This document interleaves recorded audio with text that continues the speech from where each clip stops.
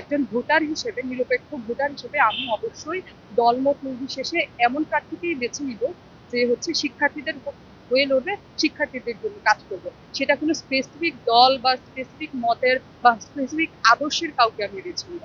শুধুমাত্র শিক্ষার্থীদের জন্য কাজ করার জন্য যোগ্য এবং যে আসলেই নেতৃত্ব দানের জন্য একটা পারফেক্ট ক্যারেক্টার। আমরা শুধু আমি না, আমি মনে করি সকল শিক্ষার্থী সেই যোগ্য ক্যারিয়ারকেই বেছে নিবে।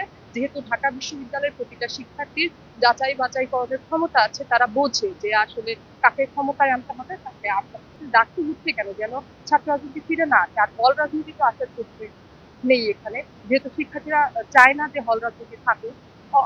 মনে করছি না যে ডাকতে হলে হল রাজনীতি ফিরবে বা এই ধরনের কোনো বাধ্যবাধকতা তারা।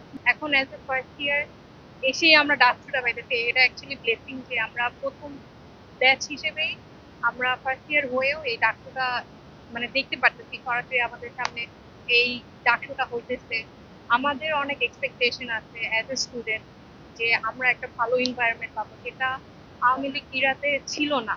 মানে যে একটা সুস্থ পরিবেশ দরকার, সেই পরিবেশটা আমরা আগের ব্যাচগুলো যে পাই নাই।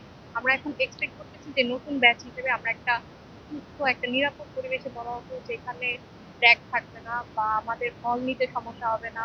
আর আমাদের যারা ক্যান্ডিডেট আছে তারা স্টুডেন্টদের পক্ষ থেকে ভাববে, আর স্টুডেন্ট হয়ে তারা নট আমাদের আপার ক্লাস ভেবে বা অন্য কিছু ভেবে তারা আর কোনো ডিসিশন নেবে না। আমাদের পক্ষে এমন কোনো ডিসিশন আছে, আমরা হোপ করতেছি যে তারা সেই রকমই ডিসিশন। আমি ইউনিভার্সিটিতে আসার পর দেখেছি যে আমাদের হলের অনেক মেয়ে অর্থাভাবে মানে সকালের খাবারটা আমি এটা দেখেছি, এবং আমার এটা খুব খারাপ লেগেছে। আমি হলো কোনো প্ল্যাটফর্ম না থাকায় বা আমি কোনো ফান্ড রাইজ করতে না পারায় আর কি আমি তাদের সাহায্য করতে পারিনি। এমন অবস্থায় দেখেছি যে তারা মানে দুই বেলা মানে সকালবেলা খাবার স্কিপ করতে করতে দুই বেলা খাওয়াটাই তাদের অভ্যাসই করে ফেলতে পারে।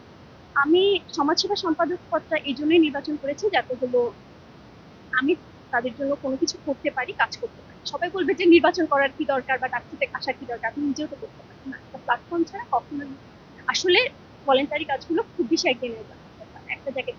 নারীদের ভোটটা কিন্তু অনেক বড় একটা প্রভাব ফেলবে, কারণ নারীরা একটা মানে হিউজ ভোট, মানে 49% ভোটারই হলো নারী। সো এটা অনেক বড় একটা ডিসিসিভ ফ্যাক্টর হিসেবে কাজ করবে আমার কাছে মনে হয়। আর হলো নারীদের ভোটটা আশা করছি নারীরাই পাবে, এবং এক্ষেত্রে তাদের অনেকটা পজিটিভ আর কি।